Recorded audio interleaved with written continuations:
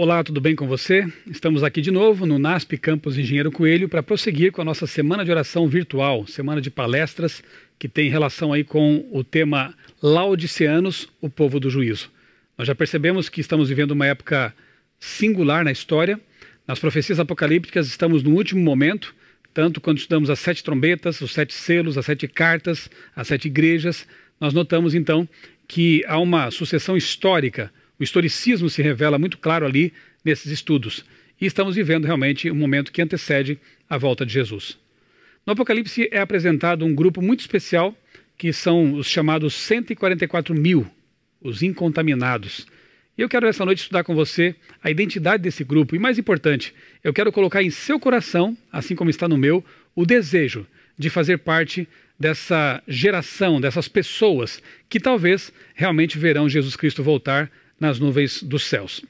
Eu quero começar lendo a Bíblia com você, lá em Apocalipse, no capítulo 6, versos 12 a 17. Abra a sua Bíblia então comigo, em Apocalipse capítulo 6, versos 12 a 17. Diz aqui o texto: Vi quando o Cordeiro abriu o 6º selo, e sobreveio grande terremoto. O sol se tornou negro como saco de crina, e a lua toda como sangue. As estrelas do céu caíram pela terra, como a figueira quando abalada por vento forte deixa cair os seus figos verdes. E o céu recolheu-se como um pergaminho quando se enrola. E então todos os montes e ilhas foram movidos do seu lugar. Os reis da terra, os grandes, os comandantes, os ricos, os poderosos e todo escravo e todo livre se esconderam nas cavernas e nos penhascos dos montes. E disseram aos montes e rochedos: Caí sobre nós e escondei-nos da face daquele que se assenta no trono e da ira do Cordeiro, porque chegou o grande dia da ira deles. E quem é que pode suster-se? Perceba que aqui no texto os ímpios, aqueles que pedem que as montanhas caiam sobre eles, porque estão com medo daquele que vem, de Jesus Cristo em sua vinda, eles fazem uma pergunta até um tanto provocativa. Eles dizem: nós não podemos permanecer em pé diante do Cordeiro, diante do furor de Deus, da sua vinda em glória. Quem pode permanecer em pé? Veja, essa pergunta vai ecoar por um tempo e nós vamos encontrar a resposta aqui no próprio livro do Apocalipse. Quem poderá permanecer em pé diante de Deus? Agora avance para o capítulo 7 e vamos ler os versos 1 a 4 e depois 9, 10 e 13 a 17. Vamos aqui do 1 a 4 agora. Depois disso, vi 4 anjos em pé. Note que agora é uma outra visão. Ele tem uma visão aqui que inaugura o 6º selo, que começa lá com o terremoto de Lisboa, em 1755. Depois vem o escurecimento do sol, o escurecimento da lua. Enfim, aqueles sinais que nós conhecemos bem, que também estão lá nos evangelhos. Ok? Então, o 6º selo é aberto no momento em que esses sinais do fim acontecem no planeta. Depois, no capítulo 7... ele tem outra visão. Depois disto, depois do 6º selo, eu vi 4 anjos em pé nos 4 cantos da terra, conservando seguros os 4 ventos da terra, para que nenhum vento soprasse sobre a terra, nem sobre o mar, sobre árvore alguma.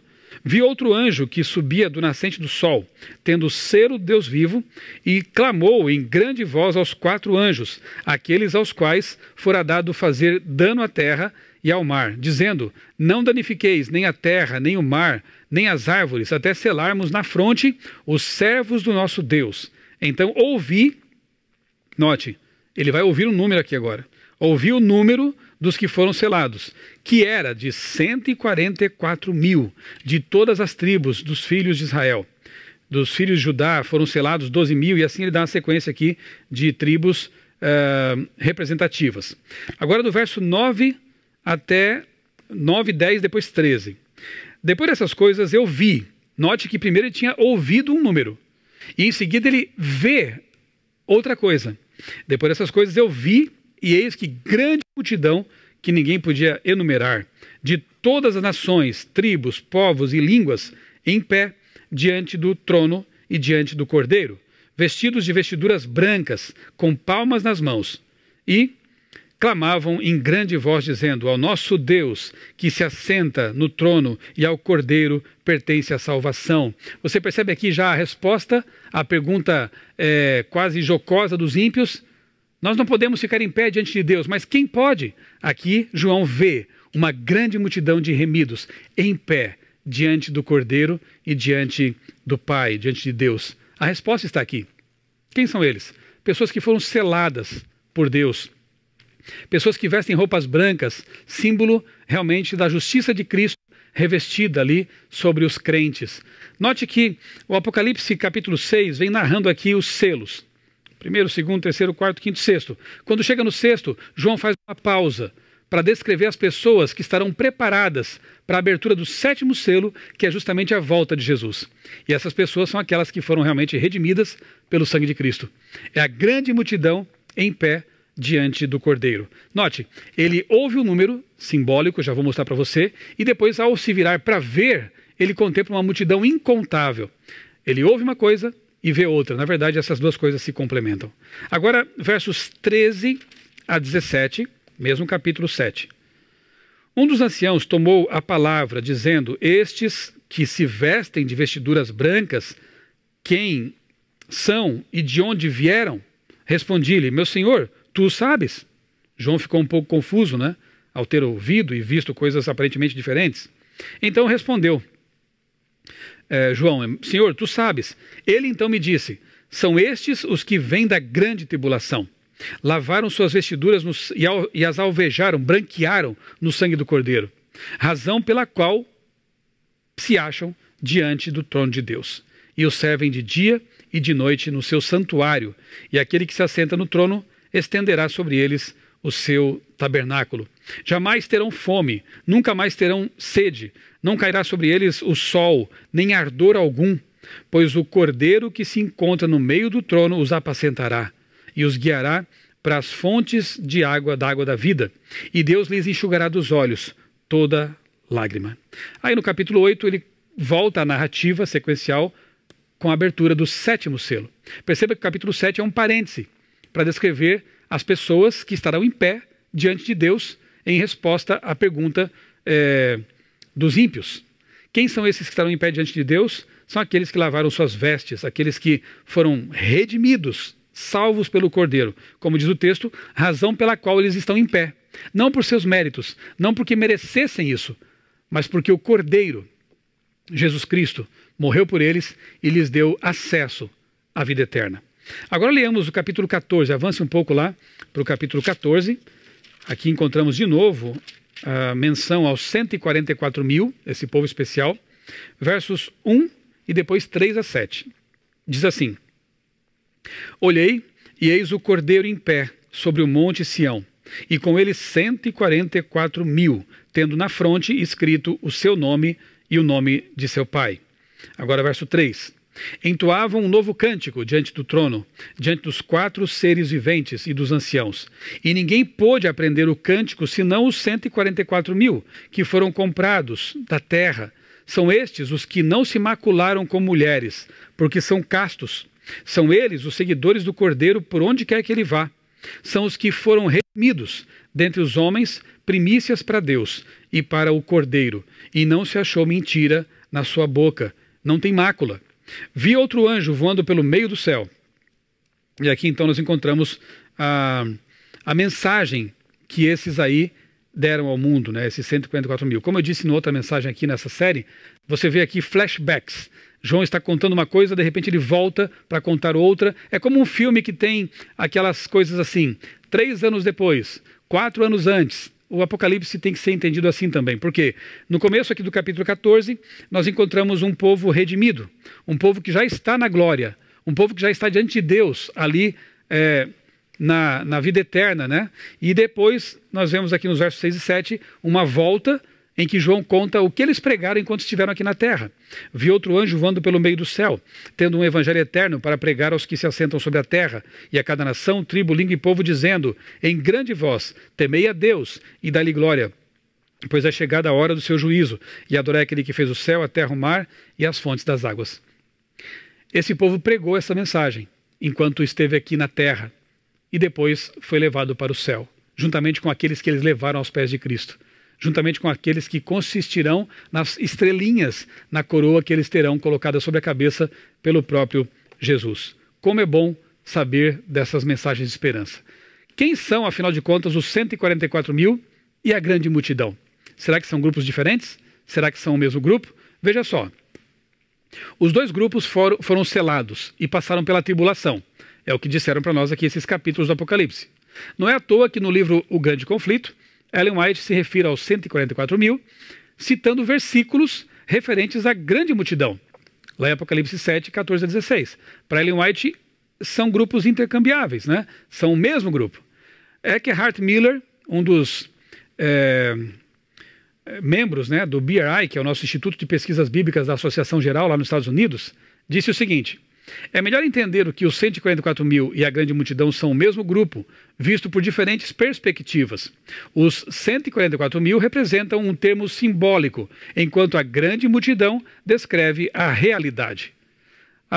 No contexto das passagens, o contexto das passagens que lemos indica o seguinte: tanto no capítulo 7, de 1 a 8, quanto em 14, 1 a 5, a linguagem diretamente ligada aos 144 mil tem forte simbolismo. Ventos, 4 anjos, 4 cantos da terra, a terra não tem cantos, né? Selamento na testa, homens virgens, homens castos, 12 tribos de Israel, a maioria extinta, inclusive naquele momento, além de a lista não corresponder à original dos 12 patriarcas ali de Israel, etc. Então veja, numa listinha, né? Esse pensamento aqui é interessante. Nada é simbólico quando tudo for literal. Nada é literal quando tudo for simbólico, exceto, a não ser, se o contexto mostrar claramente o contrário. Então temos o seguinte, ó, para mostrar que realmente o número é simbólico e não literal. Nós temos 4 anjos simbólicos. Nós temos o outro anjo, que também é simbólico. Nós temos 4 ventos simbólicos, que apontam para guerras, batalhas. O selo é simbólico, a menos que você pense que Deus vai pegar um carimbo e imprimir na testa alguma coisa. É um selo simbólico. As tribos são simbólicas. O número 144 mil não pode ser literal, porque o contexto é totalmente simbólico. E seria mesmo quase que um calvinismo, não é? Você crer numa espécie de predestinação. Deus destinou somente 144 mil para ser esse grupo especial, quando completar o número fechou. Não é assim que Deus trabalha, não é? Deus leva em consideração a nossa escolha, nosso livre-arbítrio.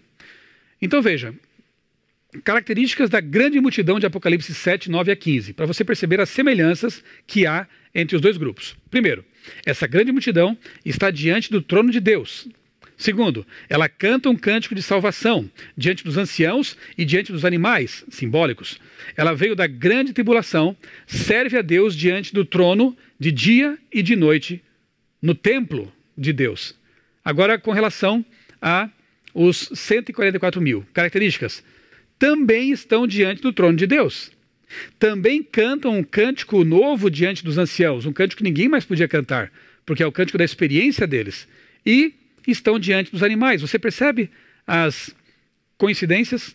Você percebe as convergências que mostram que é um grupo só?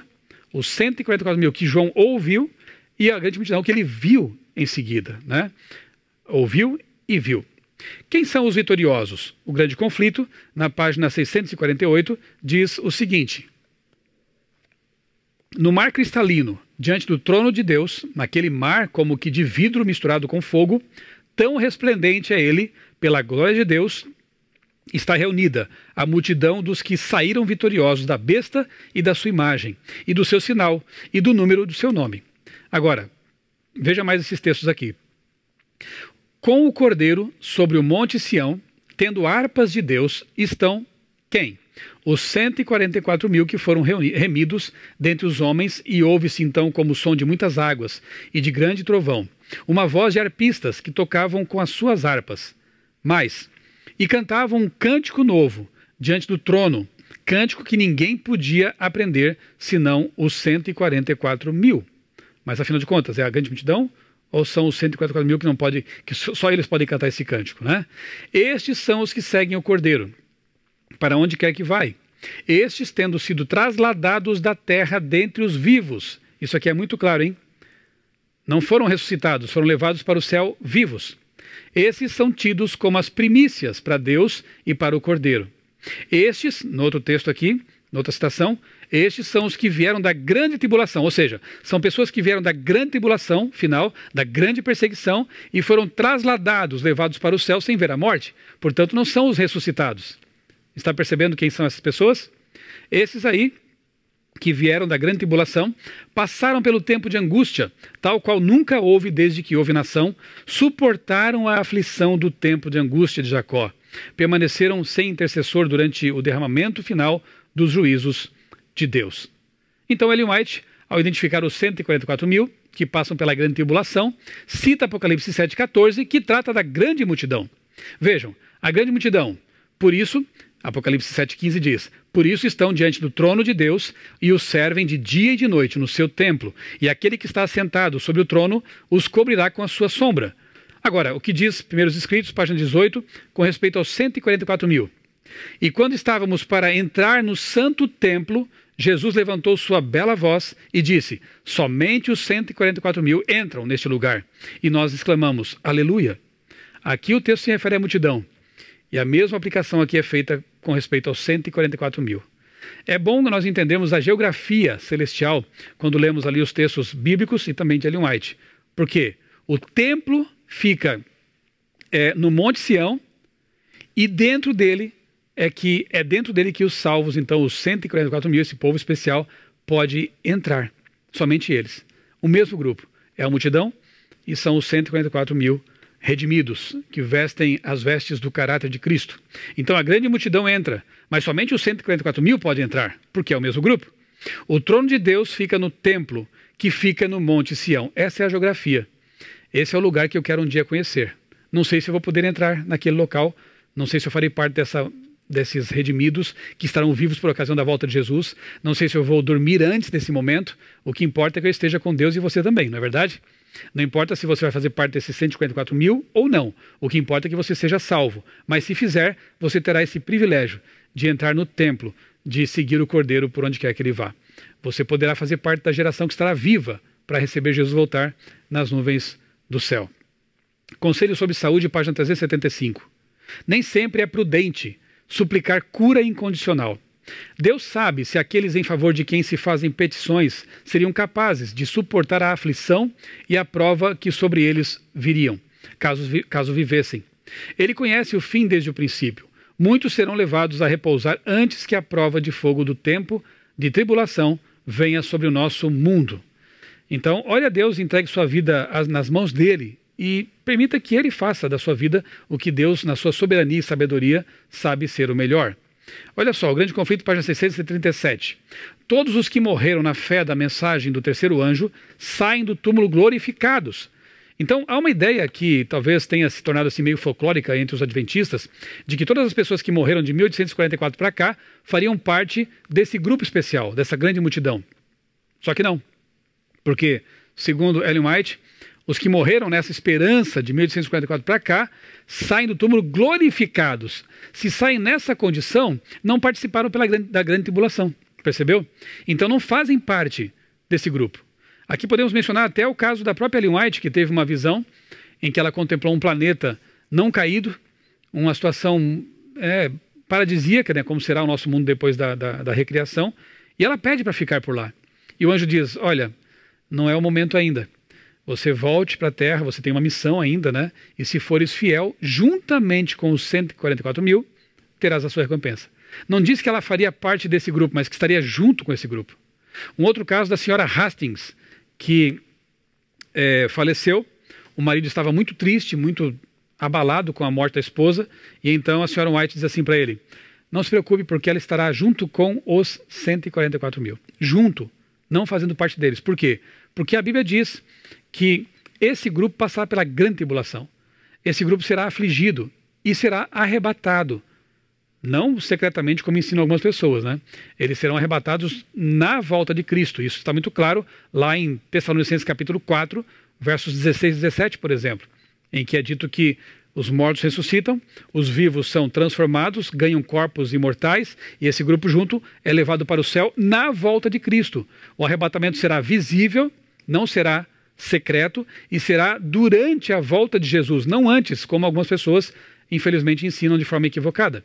Então, se essas pessoas aqui saem glorificadas, não passam pela tribulação, não podem fazer parte dos 144 mil, que terão passado, sim, pela grande tribulação e pela angústia de Jacó. Espero que, em rápidas palavras aqui, eu tenha deixado claro, né, quem são, por que esse número é aplicado a eles, né, e, na verdade, vamos entender agora por que esse número. Por que 144 mil? A Bíblia, ela tem uma série de intertextualidades interessantes, textos que ajudam a entender outros textos. O Apocalipse é sabido que é o livro do Novo Testamento mais judaico da Bíblia. É o livro do Novo Testamento mais judaico, né, no Novo Testamento. Então ele faz uso de muitos elementos da cultura judaica, da cultura hebraica. E vale a pena você entender, compreender, estudar esses assuntos, compreender o Antigo Testamento para poder compreender bem também o Novo Testamento e especificamente o Apocalipse. Por exemplo, de onde tira João essas expressões de pureza, de castidade, o número simbólico também? Vamos a Números, capítulo 31. Você então perceberá como realmente essa intertextualidade é bem interessante. Números, capítulo 31, versos 4 a 7. E ali encontraremos então a explicação para o número e as qualidades desse povo, os 144 mil. E aqui eu queria que você entendesse um detalhe muito importante. Mais importante do que saber por que esse número, ou se é simbólico ou não, é trazer para você as qualidades dessa multidão, as qualidades desses remidos de Deus. Mais importante do que saber os detalhes que envolvem essa profecia é realmente procurar ser como esse povo, como esses 144 mil. O que encontramos aqui em Números que nos ajuda a lançar luz sobre o texto do Apocalipse? 31, de 4 a 7. Para contextualizar, né? Você sabe que quando Israel estava pertinho de entrar em Canaã, e o Satanás tentou de tudo para desanimar esse povo. Eles sentiram fome, sentiram medo, uma série de coisas os levaram a duvidar até de Deus, da misericórdia de Deus, do poder de Deus. Mesmo tendo aberto o Mar Vermelho para eles, tendo dado alimento o tempo todo com o maná, enfim, eles duvidaram. Tudo que o diabo tentou fazer para impedi-los deu em nada, foi um fracasso. Até que no último momento, por sugestão de um profeta vendido chamado Balaão, mulheres midianitas acabam seduzindo os homens ali de Israel. E infelizmente ali, então, houve uma derrota horrível, espiritual desse povo. E nós vemos assim, então, com respeito àqueles que foram fiéis. Muitos homens não se deixaram levar pela sedução, pela prostituição e ficaram firmes. E com esses homens, Deus então realizou uma reforma entre seu povo. Diz aqui o texto: 1000 homens de cada tribo, entre todas as tribos de Israel, enviareis à guerra. Assim, dos milhares de Israel foram dados 1000 de cada tribo. Então, 12.000 ao todo, armados para a guerra. Mandou-os Moisés à guerra, de cada tribo 1000, e estes a Finéias, filho do sacerdote Eleazar, o qual levava consigo os utensílios sagrados, a saber, as trombetas para o toque de rebate. Pelejaram contra os midianitas, como o Senhor ordenara a Moisés, e venceram essa batalha. Veja que interessante. 1000 de cada tribo, então são 12.000. Múltiplo de 12, o 12 representa o governo perfeito de Deus. O 12. Então, múltiplo de 12.000, nós chegamos a 144.000. 144.000 que são muito parecidos com esses homens, perceba. Eles seguem o sacerdote. Naquele momento histórico, eles seguiam Finéias. Eles andaram com o sacerdote para ser vitoriosos. Ali estava a Arca da Aliança, ali estavam os instrumentos sagrados. E eles seguindo o sacerdote, o líder espiritual. Eles também faziam parte de um número, né, 12.000, que representa a perfeição do governo de Deus. Quando vamos ao Apocalipse, nós vemos que os 144.000, eles seguem o Cordeiro por onde quer que ele vá. Eles são castos, eles não se contaminam. Mulheres na Bíblia representam igrejas. Não pense que só significam coisas negativas, porque no capítulo 12, uma mulher virtuosa é símbolo da igreja de Deus. No capítulo 14, nós já vemos aqui um símbolo de degradação. São ideologias, doutrinas, igrejas corrompidas que não seguem a verdade de Deus. Então, o paralelismo aqui desses textos é muito claro. E o que Deus pede de nós hoje, ainda que talvez não sejamos parte desse grupo de 144 mil que estarão vivos por ocasião da volta de Jesus. Ele pede que nós sejamos fiéis ao sacerdote Jesus, que nós o sigamos por onde quer que ele vá. Ele pede que não nos deixemos levar pela impureza. Note que a sexualidade, a pureza sexual é algo tão importante que aqui Deus usa como símbolo de pureza espiritual. Usa isso como símbolo de fidelidade a Deus. O mundo banalizou esse assunto, mas nós como cristãos devemos ajudar a restaurar, resgatar os valores do casamento, do santo matrimônio, da pureza sexual, da fidelidade a Deus e ao cônjuge. Repito, Deus usa o casamento, a relação sexual, como símbolo de pureza espiritual, de fidelidade espiritual. Então, esse grupo, ele é puro, ele é casto, ele não se deixa contaminar, se levar pelas ideologias pagãs, ou mesmo ideologias que competem com as 3 mensagens angélicas. Ideologias que, como já vimos, procuram banir Deus da história e da vida das pessoas. Eles não se deixam levar por essas ideologias, porque eles são puros, eles são fiéis ao sacerdote. E são pessoas que recebem o selo de Deus. Esse selo representa pertencimento. As autoridades antigas, os reis, os governadores, quando selavam um documento com seu anel ou com o sinete, estão dizendo: esse documento pertence ao rei. Esse documento está lacrado, é um símbolo de pertencimento, é um selo.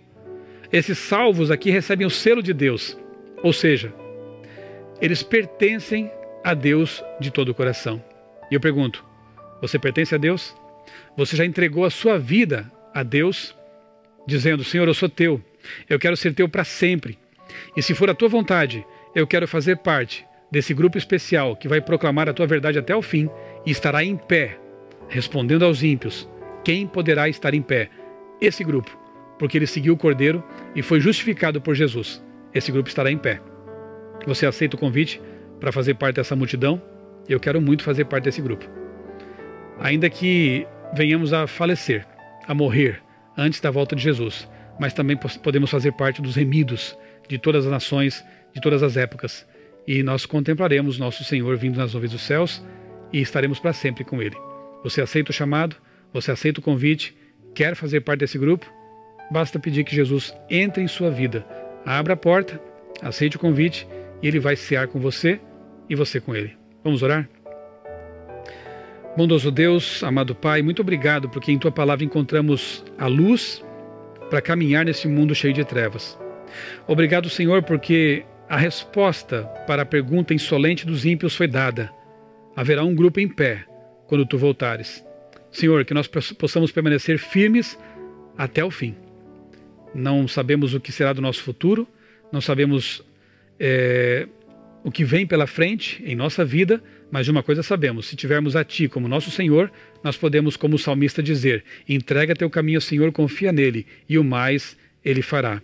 Senhor, nós estamos neste momento abrindo a porta do nosso coração para que Tu entres e ali permaneças em nossa vida até o fim. Obrigado pelas promessas da Tua palavra. Em nome de Jesus. Amém. Muito obrigado mais uma vez por ter acompanhado essa pregação aqui da série Laodiceanos, o povo do juízo. Amanhã tem mais. Acompanhe aqui com a gente no mesmo canal, que com certeza Deus tem bênçãos reservadas para você e também para sua família. Um grande abraço.